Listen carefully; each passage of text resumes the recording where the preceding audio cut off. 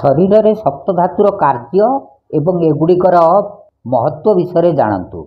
यही धातु गुड़िक कम बेसी होईगले कौन हुए से विषय भी जानतु। आमर शरीरर निर्माण करने तत्व सप्तधातुर एक महत्वपूर्ण स्थान अच्छी। आयुर्वेद में 7 प्रकार धातु को एक क्रम रे रखा जायछि। आमर शरीरर पूरा संरचना यही सप्तधातु मिसिकरी होइछि। सप्तधातुर निर्माण पंच महाभूतरू मिसिकरी हुए। यही सप्तधातु गुड़िक है रस, रक्त, मांस, मेद, अस्थि, मज्जा, शुक्र। धातु गुड़िक किपरि निर्माण हुए? आमे जो खाद्य पदार्थ खाती ताहा पाचक अग्नि द्वारा हजम हेबा परे 7 धातुरे परिवर्तित हो जाए। खाइथिबा खाद्य गुड़िक आगे जाइकरी 2 भागरे बदली जाए, एक सार तत्व एवं मल तत्व। सार तत्व रे आम शरीर को पोषण तत्व मिले एवं अवशिष्ट पदार्थ मल द्वारा शरीर बाहरी जाए। भोजन रे यही सार तत्व गुड़िक वायु द्वारा आमर शरीर रे प्रत्येक अंशरे पहुँची थाए। पुणी रक्त माध्यम रे पूरा शरीर रे संचालित होई धातु गुड़िक निर्माण हुए। खाद्य प्रथमे पीत अग्नि द्वारा हजम होई रस रे परिवर्तित हुए, पुणी रक्त रे बदली जाए, पुणी रक्तरु मांसपेशी निर्माण हुए। यहीपरि सप्तधातुर शेष प्रोडक्ट शुक्र धातु अर्थात बीर्य तैयारी हुए। यही सप्तधातु निर्माण आरंभ रे पीत अग्नि संतुलित हेबा अति आवश्यक हुए, नचेत रस धातु तैयारी होई पारे नाही। खाइथिबा खाद्य गुड़िकरु सार तत्व को शरीर ग्रहण करि पारे नाही। एगुड़िक मल द्वारा शरीर बाहरी जाए। आपण देखिथिबे किछि लोक मानकर शरीर अत्यंत दुर्बल अवस्था थाए। यार कारण सेमानकर पाचक अग्नि ठीक भाव में कार्य न करिबा कारणरू यही समस्या गुड़िक देखा जाए। रस धातु प्लाज्मा विषय जानतु।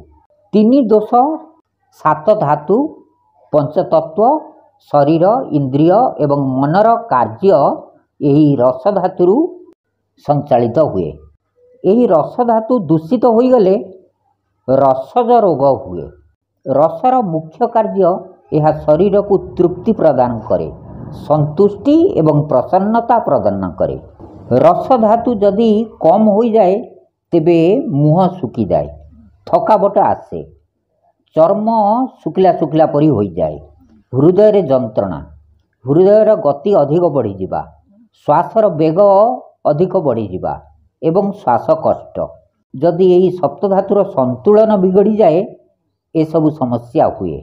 भोक न लगिबा, किछि भी ठीक न लगिबा, मुहर स्वाद खराब हो जिबा, ज्वर, बेहोश, नंपुसकता, अर्जिन एवं चर्म गुड़िक सिकुड़ी जिबा, यही सब समस्या हुए। ए सब को ठीक करिया पई रसायन एवं शक्ति देवा वाला औषध खाइबा दरकार। रक्त धातु शरीर अंग को कंट्रोल करे। रक्त धातु बढ़ीगले चर्मरे एवं आखिरे लालिमा देखा जाए। रक्त धातु कम होईगले रक्तवाहिका शिरा प्रशिरा कमजोर हो पड़े, चर्मर चमक फीका पड़ जाए। यही समस्या रे रोगी को खटा किंबा ठंडा जिनिस खाइबा को इच्छा हुए। जदि रक्त धातु बिगड़ी जाए कुष्ठ रोग, ब्लड कैंसर, महिलांकर ऋतुस्राव समय रे अधिक रक्तस्राव हेबा, मुह भितर घा हेबा, लिंगरे घा हेबा, प्लीहा बढ़ी जिबा, पेटरे गंठी, चर्मरे कला जाई, व्रण, जादू, धड़ा छौ, जंडिस, हाड़ गंठी बिंधा।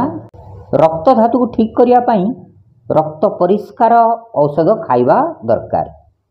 मांस धातुर मुख्य कार्य लेपन। जेपरी घर तैयारी होला परे प्लास्टर करिथांती सेही परी मांस शरीर को लेपन करिथाए।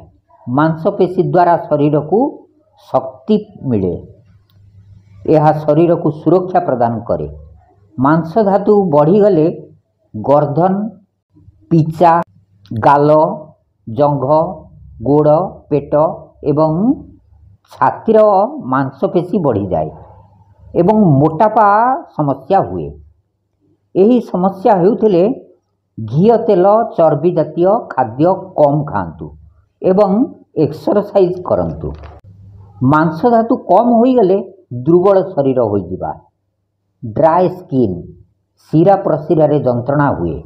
जदि यह असंतुलन होइथाए जंघ मांसपेशी बढ़ी जाए, गलार ग्रंथि आकार रे वृद्धि हुए, जीभ एवं हाथ पाद रे गंठी, गलारे गंठी हुए। मेद धातु को बसा किंबा फैट कहती। यह शरीर को चिकन करे, शरीर को गरम रखे, शरीर को शक्ति एवं सुरक्षा, दृढ़ता एवं स्थिरता प्रदान करे। यही धातु बढ़ीगले पेटर आकार मध्य बढ़ी जाए, पेट एवं स्तन झुली पड़े, शरीर दुर्गंध आसे। यही धातु कम होईगले आखि सुखी जाए, केश एवं कान कर्कश हो जाए, पेट एवं शरीर पतला हो जाए। मेद धातु असंतुलन होले हाथ गोड़े एवं शरीर रे जलन हुए, केशरे जटा पड़ जाए, मुह गला एवं हाथ पादरे शून पड़ जाए, अधिक शोष लगे, अधिक झाड़ बाहरे, शरीर शून पड़जा समस्या हुए। यह ठीक करने जीवन शैली रे परिवर्तन करंतु। जदि मोटापा होइछि खाद्य को कंट्रोल करंतु एवं योग एक्सरसाइज करंतु। जदि मेद धातु कम होइथाए घी दूध एवं बसायुक्त खाद्य खाआंतु। अस्थि धातु शरीर को आकार देइथाए, शरीर को चल प्रचल रे साहाय्य करे। अस्थि धातु बढ़ीगले नख एवं केश शीघ्र बढ़ी जाए, दांत सामान्य आकार मध्य बढ़ी जाए, दांत बिंधा निश दाढ़ी रे रोग हुए। अस्थि धातु कमीर लक्षण हाड़ कमजोर होइजिबा, हाड़ गंठी रे जंत्रणा, दांत नख भांगीजिबा किंबा कमजोर होई पड़िबा, केश झड़िबा समस्या हुए। अस्थि धातु कम होइगले कैल्शियम युक्त आहार दूध दही पनीर ड्राई फ्रूट्स खाआंतु, सोला एवं सबु प्रकार डाली खाआंतु, एक्सरसाइज करंतु। मज्जा धातु हाड़ मझिरे थिबा खाली जगारे बोन मैरो भरी करी रही थाए, हाड़ को मजबूत करे। मज्जा धातु बढ़ीगले व्रण बथा हुए, बोन कैंसर, ब्लड कैंसर, आंगुठीर जॉइंट भितर घा, मुंडरे चक्कर आसिबा, आखि आगरे अंधार होइजिबा एवं यही धातु कम होइगले हाड़ कमजोर होई खोखला होई पड़िबा। ओस्टियोपोरोसिस, ओस्टियोपिनिया, रिमोटॉइड आर्थराइटिस, हाड़ गंठी भांगी जिबा, चक्कर आसिबा, यही समस्या गुड़िक होइथाए। शुक्र धातु यह सप्त धातुर अंतिम धातु अटे एवं अत्यंत शक्तिशाली अटे। यह संतान उत्पत्ति करिथाए, विपरीत लिंग को आकर्षण करिथाए, साहस एवं निर्भय शक्ति प्रदान करे, आनंदर अनुभूति हुए। शुक्र धातु बढ़ीगले काम वासना मध्य बढ़ी जाए एवं बीर्य मार्गरे पथरी सृष्टि हुए। शुक्र धातु कम होइगले शरीर कमजोर हो जाए, मुह सुखी जाए, रक्त कमी रोग आनिमिया हुए, शीघ्र थकावट आसे, नंपुसकता हुए, अंडकोशरे तीव्र जंत्रणा, लिंगरे जलन समस्या हुए, सेक्स इच्छारे कमी हो जाए, रोगी संतान किंबा अपंग संतान उत्पत्ति हेबार कारण हो पारे। बीर्य धातु जदि बढ़ी जाए तेबे उपवास पूजा पाठ करिबा एवं संतुलित भोजन करिबा दरकार। जदि शुक्र धातु कम हो जाए मधुर रस एवं पुष्टिकर खाद्य खाइबा दरकार।